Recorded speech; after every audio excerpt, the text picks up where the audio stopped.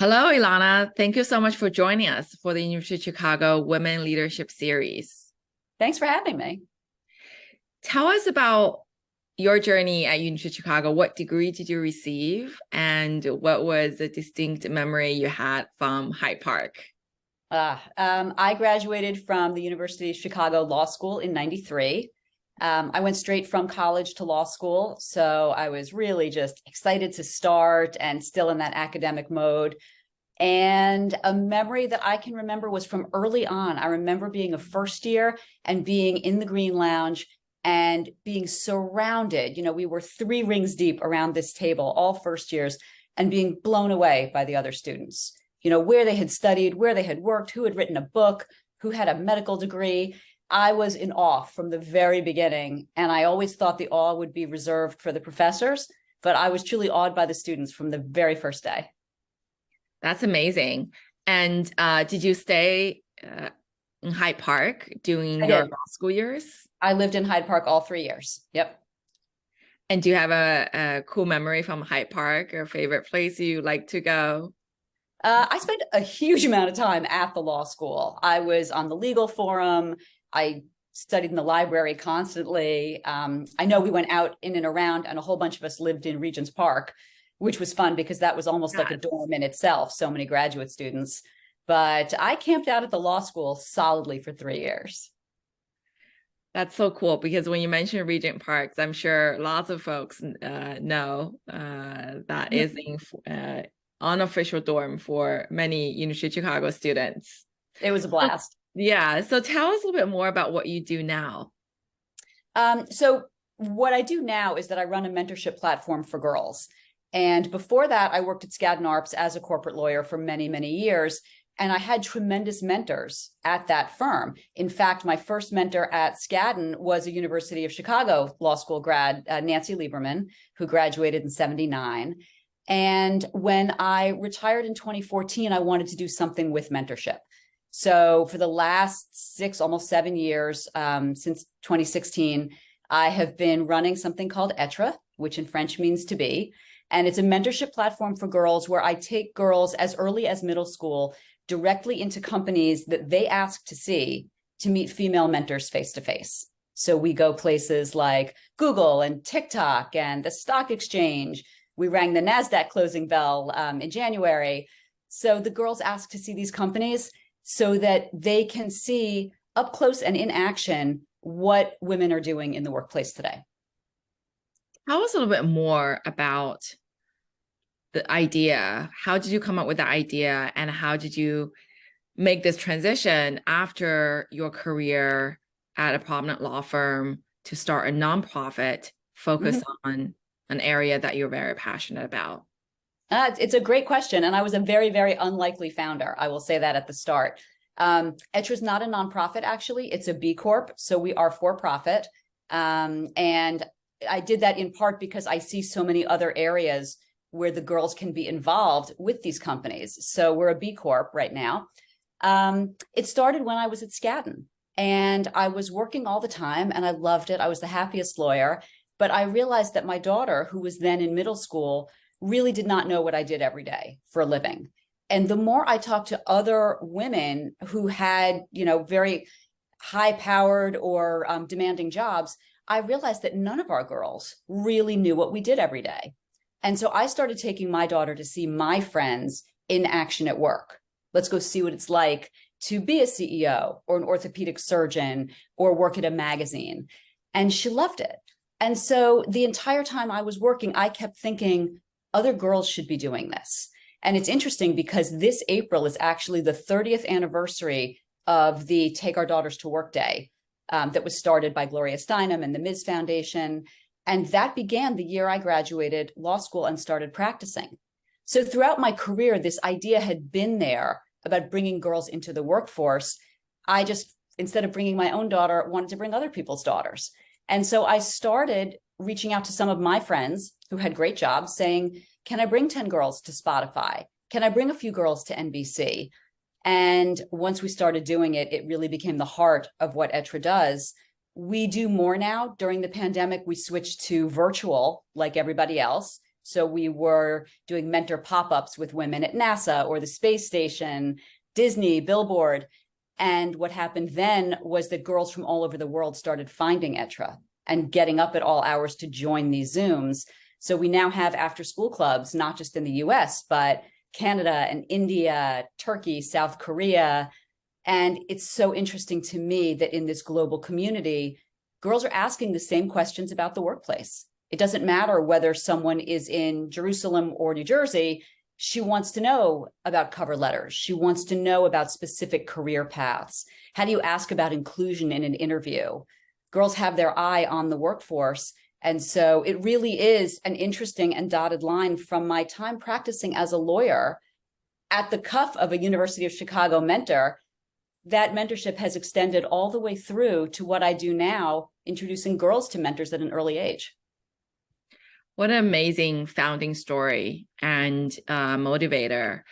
And perhaps we can dive into that a little bit more, Illana, if you don't mind, which is, why is it so important for girls to see what these workplaces look like, what their moms are doing, what their moms' friends are doing, or, we talk about leadership on this series, how important it is for girls in your organization who enroll in your organization to see? It's an important question to ask. I'm so glad you asked it. It revolves around confidence. ETRA did a first national study this last quarter, measuring girls' confidence, the current state of girls' confidence. And what we found is that the good news is that at age 14, girls are 20% more confident now than they were 5 years ago. But between the ages of 14 and 18, that confidence drops dramatically. Where at a girl at age 13, 42% of them might call themselves smart, but it drops to 28% by the time they're 18. And so we see this cliff, this confidence cliff that is happening between ages 14 to 18. The good news that came out of the survey was that 86% of the girls surveyed said they would be more confident with a mentor. And they described a mentor in different ways, obviously. Someone who's young isn't describing a mentor the way we do in the workplace, but the idea is there. Someone who's going to invest her energy and her time and her network and her resources towards helping that girl further her goals and attempt scarier goals. Reach out for the next AP class, the science fair, the varsity level team. It revolves around confidence. And I truly think that our confidence is emboldened at a fundamental level when we see in person and in action everything it's possible to be. So before we did the survey, I felt it was important, but the confidence I was seeing in the boardroom with girls was anecdotal. I knew that they raised their hands faster to ask a question when a woman in power was taking them seriously. The research we did, just when we did the math, reinforced it. So to me, it's really about bolstering confidence at exactly the age when girls today need it. Very fascinating. Thank you so much for sharing that study from ETRA. Mm-hmm. So tell us a little bit more about how University of Chicago has influenced your way of thinking today and in your prior chapter of the career. I think one thing that the University of Chicago really gave me was the freedom to reach out and ask questions of anyone. The professors that we had were legendary at the time, and the ability to walk into Cass Sunstein's office or Lawrence Lessig or Judge Easterbrook and ask a question about class with no holds barred and no formality, that transparency was so important, and it made me much more willing to ask questions of a partner in a law firm or a colleague who was senior. We were very encouraged and free to reach out immediately, even as a first year. And that stayed with me, that ability to ask a question without fear. And a fun question. Okay.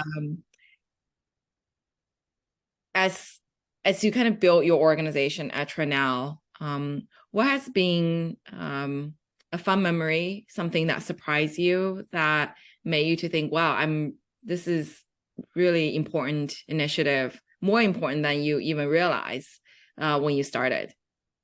That's a great question. I'll bookend it. The very first company visit that we did was Spotify. And I had no idea how it was going to go. I knew I wanted to stay true to bring in girls where they asked to see. So companies where they had an affinity or they used the product or the platform already.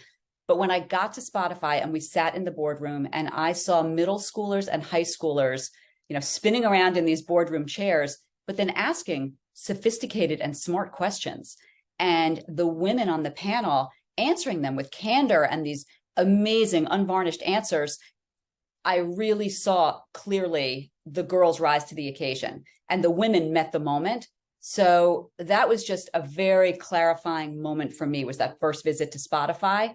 I'll bookend that with our last in-person visit, which was to NASDAQ, and having 20 girls around me ring the bell, and then going into Times Square and watching the girls watch themselves on the MarketSite Tower, 7 stories high in the middle of Times Square, watching them lose their minds over that is, I think, the bookend story right now, which is they saw how seriously the women at NASDAQ took them. And here they were, 7 stories high in the middle of New York City, because they asked the question to go to that company. That was the most thrilling part of that day for me. So I think it truly is watching the girls meet the moment. That's so wonderful. And I can just imagine the energy and the inspiration that they received from that experience. It was thrilling. In terms of advice that you would give to others, whether women or just anyone graduating early career, or advice they want to give to their kids about leadership, about career, what advice would you give, given you have seen so many girls coming through your organization, aspiring to do something, they have their dreams and so forth. What advice would you give to people about career, about achieving their goals and to reach the impossible? I think, honestly, the advice I would give is very tethered to the University of Chicago, which is that the network that you're building at the University of Chicago, whether it's at the undergraduate level or the graduate level or beyond, extends so far beyond Hyde Park. Reach out to people who have gone to the school, who love the school, check on LinkedIn, read people's bios. Anyone who has attended this school is so willing to help, to answer a question, to connect you to someone that you need to meet. The relationships at University of Chicago extend far, far beyond Hyde Park, and continue to cultivate them and use them. Connect with any of us anytime, because I can say I loved my college experience, but I'm so incredibly close to my law school friends and that community. And it's because of the culture that this school brings. Illana, thank you so much for joining us for this leadership series. And it's so amazing to hear about ETRA and the organization you're building and the mission you're trying to achieve. And I hope we see more of that. And we hope that more alumni join your initiative and continue to help you scale. I would love that. Thank you so much for having me.